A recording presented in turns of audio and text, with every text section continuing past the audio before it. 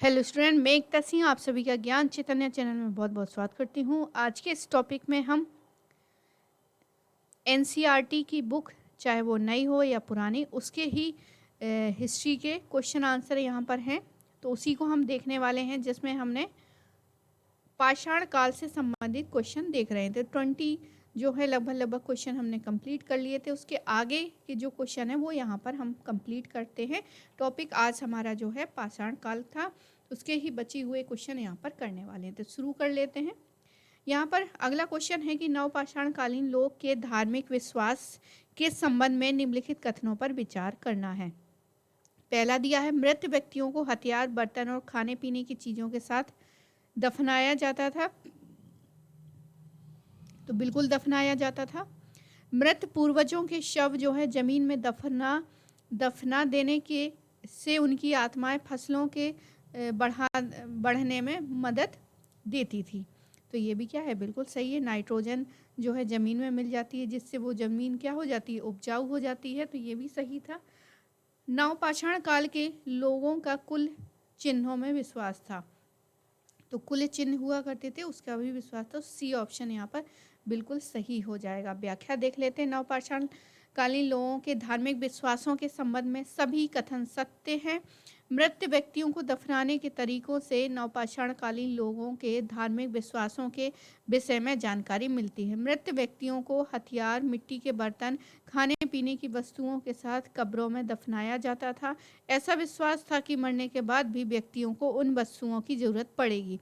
नवपाषाण काल में कब्रों का महत्व पहले की अपेक्षा अधिक हो गया था, क्योंकि इस समय जो है कृषि प्रचलन शुरू हो गया था और लोग जो है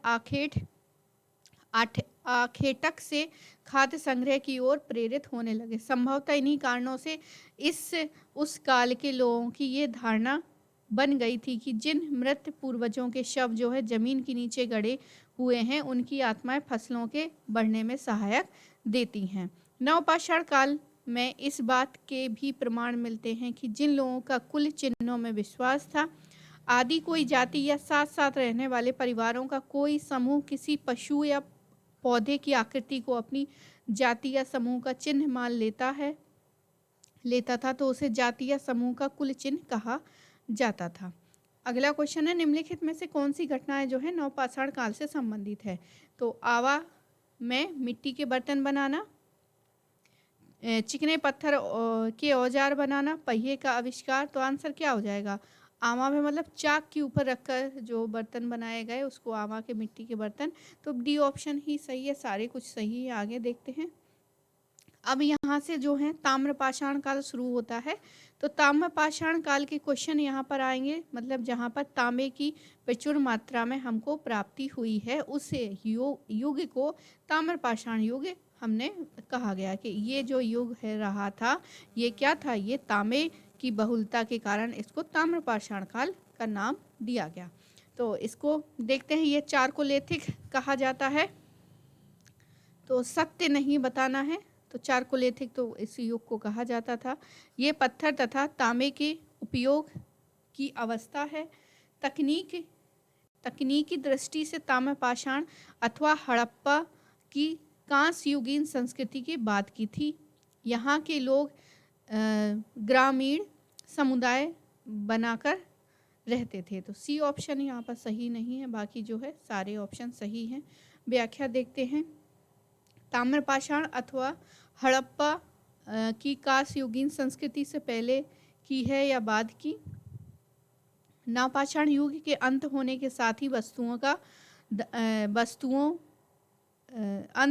साथ ही धातुओं का उपयोग प्रारंभ हो गया। धातुओं में सबसे पहले तांबे का प्रयोग प्रारंभ हुआ था। कई संस्कृतियों का जन्म जो है पत्थर और तांबे के उपकरणों का साथ साथ प्रयोग करने के कारण हुआ। इन संस्कृतियों को ताम्रपाषाण लिख, यानी कि ताम्र मीन्स पत्थर, ताम्र मीन्स धातु, पाषाणिक मीन्स पत्थर। तो इसलिए इसका नाम जो है कि पत्थर का भी यूज़ होता है, लेकिन ज़्यादा मात्रा में ताम्र का भी यूज़ हुआ है। तो ताम्रपाषाणी चारकोलेथिक एज कहा गया, जिसका अर्थ है पत्थर और तांबे के उपयोग की अवस्था। ये लोग मुख्यतः ग्रामीण समुदाय बनाकर रहते थे और देश के ऐसे विशाल भागों में फैले थे जहाँ पहाड़ी और नदियाँ विद्यमान थीं। अगला क्वेश्चन देखते हैं। निम्नलिखित कथनों पर विचार कीजिए। आहार गिलिंद ताम्र पाषाणिक स्थल है, बिल्कुल सही है। मालवा मृदभांड ताम्रपाषाणिक मृदभांड के में उत्कृष्टम माना जाता है, बिल्कुल सही है। पश्चिमी महाराष्ट्र में इमाम गांव एक बृहत्तर ताम्र पाषाणिक स्थल है, तो तीनों ऑप्शन यहाँ पर सही हो जाएंगे।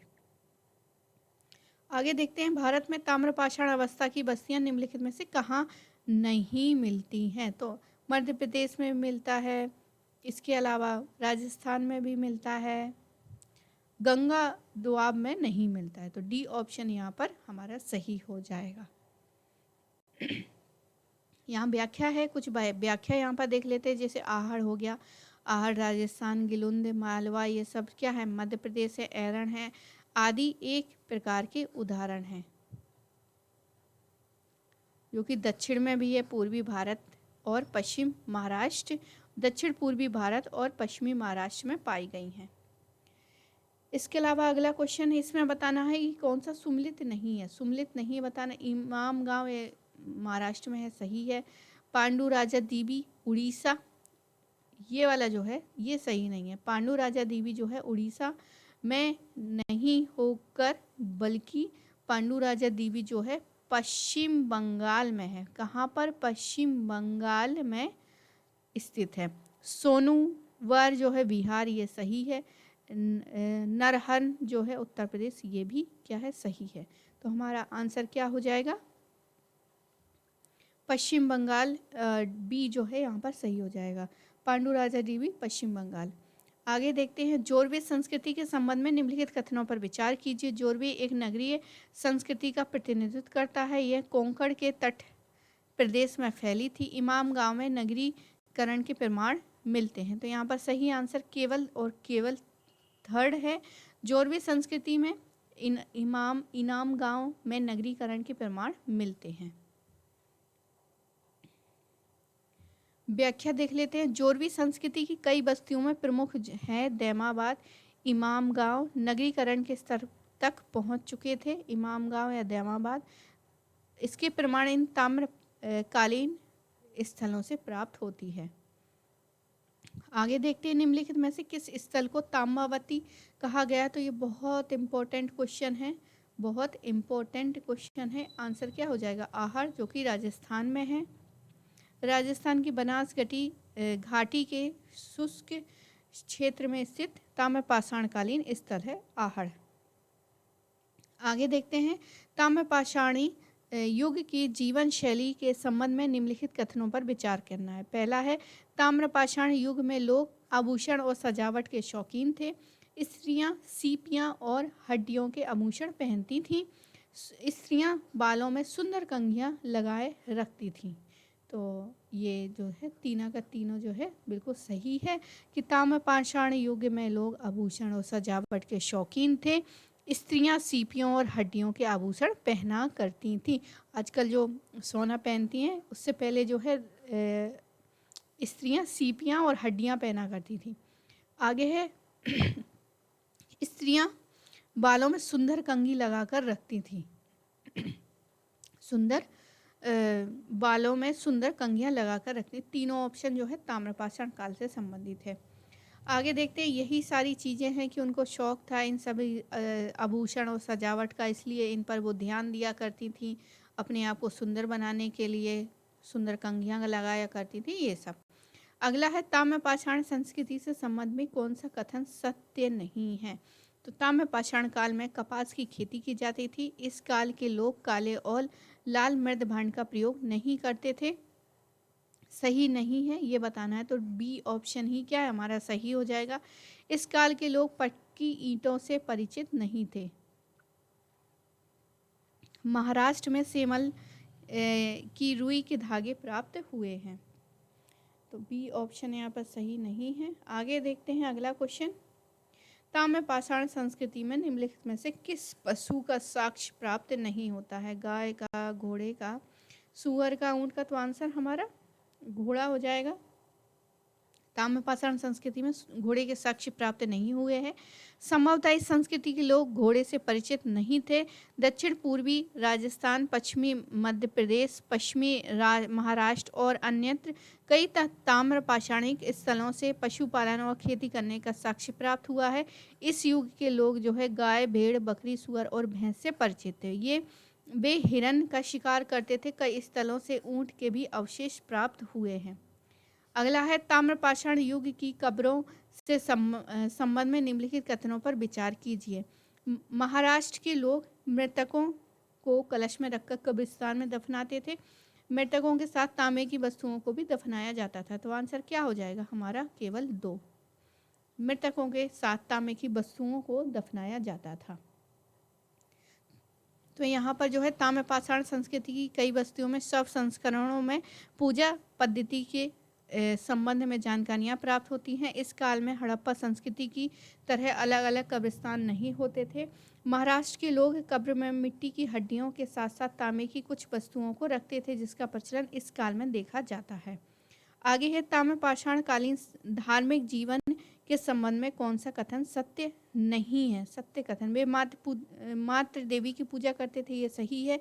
यहाँ से कच्ची मिट्टी की नग्न मूर्तियों की पूजा के प्रमाण मिले हैं। तो शेर धार्मिक पथ का प्रतीक था, तो आंसर सी हो जाएगा। मालवा में वृषभ मूर्तिकाएं प्राप्त हुई हैं, तो सी ऑप्शन जो है सही नहीं है। आगे देखते हैं ताम्रपाषाण काल के संबंध में निम्नलिखित कथनों में से कौन सा सत्य नहीं है? ताम्रपाषाण अवस्था में अनाज भवन मृद भांड में क्षेत्रीय समानताएं थी। पूर्वी भारत चावल उत्पादन के लिए प्रसिद्ध था। नवदा टोली में सबसे अधिक अनाज के भंडार पाए गए थे। तो ऑप्शन क्या हो जाएगा? कौन सा सही नहीं है? ताम्रपाषाण काल में अनाज भवन, ये तो सिंधु घाटी सभ्यता में हमें मिलते हैं। मृद भांड में क्षेत्रीय समानता थी, ये नहीं होगा। आगे देखते हैं, फिर से मिलान वाला है। तो गणेश्वर जो है वो राजस्थान में हो जाएगा।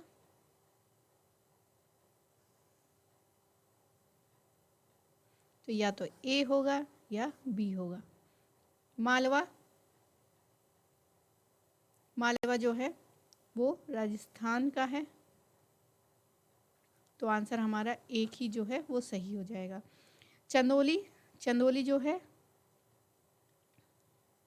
चंदौली बिहार में है, सॉरी महाराष्ट्र में।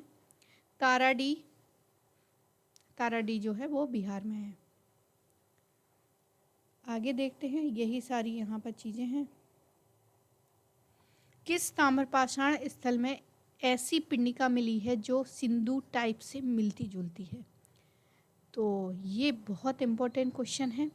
ये आंसर क्या हो जाएगा? गणेश्वर राजस्थान वाला, बहुत इम्पोर्टेंट क्वेश्चन है। तो राजस्थान में स्थित गणेश्वर ताम्रपाषाण कालीन स्थल से ऐसी पिंडिका मिली है जो सिंधु टाइप से मिलती जुलती है। अनेक प्रकार के प्राक हड़प्पीय ताम्रपाषाण संस्कृति सिंध, बलूचिस्तान, राजस्थान आदि प्रदेशों में कृषक समुदायों के प्रसार में प्रेरणा स्रोत बनी और उनसे हड़प्पा की नगर सभ्यता के उदय हेतु अनुकूल अवसर बना। इस दृष्टि से राजस्थान का कालीबंगा और गणेश्वर स्थल प्रमुख रूप से सिंधु टाइप दिखाई पड़ते हैं। आगे देखते हैं, ताम्रपाषाण और तथा हड़प्पा सभ्यता की तुलना के संबंध में निम्नलिखित कथनों पर विचार करना है। तो राजस्थान का कालीबंगा प्राक हड़प्पाई स्थल के साथ साथ ताम्रपाषाणी स्थल थे, तो बिल्कुल सही है। हरियाणा का बनावली, जहाँ से हल का वो मिट्टी का हल हमको मिलता है, एक ताम्रपाषाणिक स्थल था। तो आंसर ए जो है वो यहाँ पर सही है। तो व्याख्या देख लेते हैं। यहाँ पर बहुत सारी व्याख्या है। कुछ हड़प्पाई संस्कृति के समकालीन हैं और कुछ उत्तर काल के हैं। तो हड़प्पाई क्षेत्र के कुछ स्थलों में प्राक हड़प्पाई स्तरों को आरंभिक हड़प्पा संस्कृति कहते हैं, ताकि इसे परिपक्व नगरीय सिंधु सभ्यता से पृथक किया जा सके। इस तरह की विशेषता राजस्थान के कालीबंगा और हरियाणा के बनावली स्थल रखता है जो ताम्रपाषाण कालीन स्थल भी है। अगला क्वेश्चन देखते हैं, कायथा संस्कृति के संबंध में निम्नलिखित में से कौन सा कथन सत्य है? यह लगभग 2000 से लेके 1800 ईसा पूर्व तक विकसित रही। तो ये क्या हो जाएगी? सत्य कथन नहीं है, असत कथन बताना है। ये हड़प्पा संस्कृति की कनिष्ठ समकालीन है। इसके मृत भांडों में प्राक हड़प्पाई लक्षण नहीं दिखते हैं। तो ये वाला जो है वो यहाँ पर सत्य नहीं है, बल्कि यहाँ पर दिखते हैं। तो आंसर हमारा क्या हो जाएगा? ये सी ऑप्शन सही हो जाएगा। इस पर हड़प्पाई प्रभाव दिखाई देते हैं। तो यहाँ पर व्याख्या जो है सी यहाँ पर सत्य नहीं है। यह संस्कृति प्राक हड़प्पाई और हड़प्पातर ताम्रपाषाण संस्कृति और हड़प्पा संस्कृति की समकालीन ताम्रपाषाण संस्कृति है, जो उत्तरी, पश्चिमी और मध्य भारत में पाई जाती है। इस संस्कृति के मृत भांडों में कुछ प्राक हड़प्पाई लक्षण दिखाई देते हैं, साथ ही इस पर हड़प्पाई प्रभाव दिखाई पड़ता है। यह संस्कृति लगभग 2000 से लेके 1800 ईसा पूर्व विकसित हुई थी। अगला क्वेश्चन है, निम्नलिखित में से कौन सी संस्कृति हड़प्पा संस्कृति से पृथक मानी जाती है? तो मालवा संस्कृति जो है हड़प्पा संस्कृति से पृथक मानी जाती है। आगे देखते हैं, ताम्रपाषाण के संबंध में निम्नलिखित कथनों पर विचार करना है। तो जड़ोर मिट्टी वाले मैदानों में ताम्रपाषाणिक अवशेष मिले हैं। ताम्रपाषाणिक लोगों ने अधिकतर नदी तटों पर पहाड़ियों से कम दूरी पर गांव बसाए थे। तो केवल यहाँ पर जो है वो यहाँ पर सही हो जाएगा, केवल 2 यहाँ पर सही है। यानी कि ताम्रपाषाणिक लोगों ने अधिकतर अपने जो हैं नदी तटों पर पहाड़ियों से कम दूरी पर अपने गांव को बसाया था। तो यहाँ पर देखते हैं कि सामान्यतः ताम्रपाषाणिक लोगों ने अधिकतर नदी तटों पर पहाड़ियों से कम दूरी वाले स्थानों में गांव बसाए थे। ये लोग सूक्ष्म पाषाणों और पत्थरों के औजारों का प्रयोग करते थे। इनमें से अधिकतर लोग जो है तांबे को पिघलाने की कला से परिचित थे। आगे देखते हैं,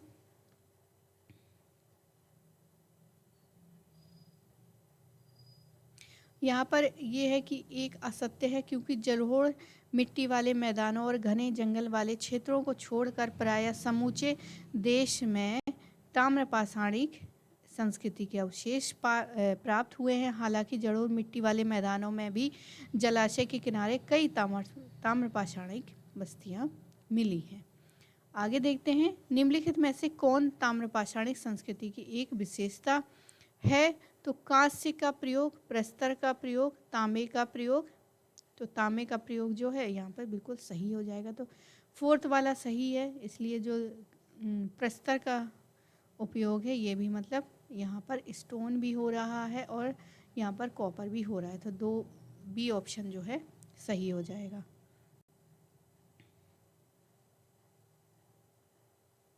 आगे देखते हैं, ताम्रपाषाण काल से संबंध में निम्नलिखित में से कौन सा कथन सत्य नहीं है? तो ताम्रपाषाण स्थलों में ना हल ना फावड़ा पाया गया। इस काल के लोग झूम खेती करते थे। सब कुछ सही है ये। आगे है, ताम्रपाषाण के लोग लोहे तो यहाँ पर कहाँ से आ जाएगा? तो यही हमारा ऑप्शन क्या है? सही हो जाएगा।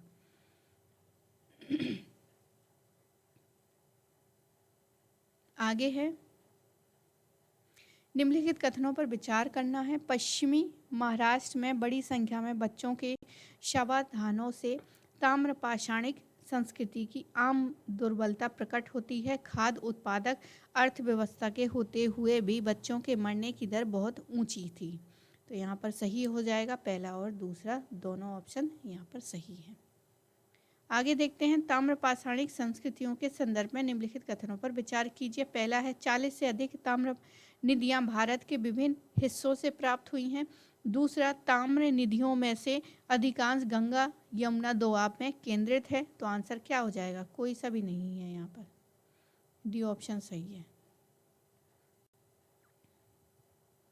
तो यहाँ पर व्याख्या देख लेते हैं कि भारत के विभिन्न हिस्सों में 40 से अधिक जो हैं ताम्र निधियाँ प्राप्त हुई हैं। ये पूरब में बंगाल से गुजरात और हरियाणा तक फैली हुई हैं।